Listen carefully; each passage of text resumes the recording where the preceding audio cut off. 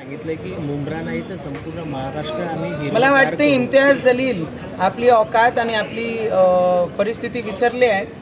त्यांनी जे म्हटलं की सिर्फ मुंब्रा नहीं पूरी महाराष्ट्र को हरा करेंगे, छत्रपति की औलादें और छत्रपति के भक्त और उनका खून हमारे अभी भी शरीरों में दौड़ रहा है.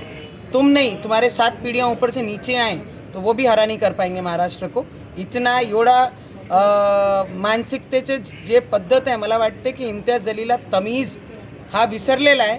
आम्ही मायनॉरिटी म्हणून, अल्पसंख्याक म्हणून या देशामध्ये त्यांना आपले घरामध्ये, आपल्या देशामध्ये खपून घेत आहे. त्याचा अर्थ हे नाही की सगळ्यांनी बांगड्या घालून बसलेले आहे. ज्या दिवशी आम्हाला दाखवण्याची वेळ आली तर 15 सेकंड आजही काफी आहे.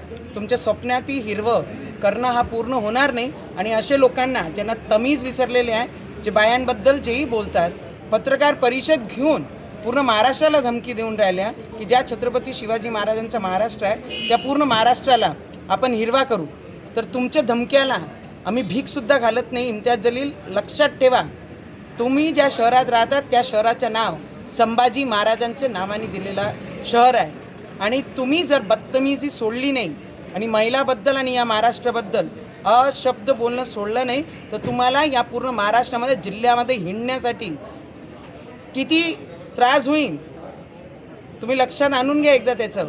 जर एक ही जगह तुम जिले में घूम पाए, मेरा नाम भी नवनीत राणा नहीं, तमीज़ में रहकर अपने काम करो और जहाँ पे हैं वहाँ पर अपनी औकात में रहो.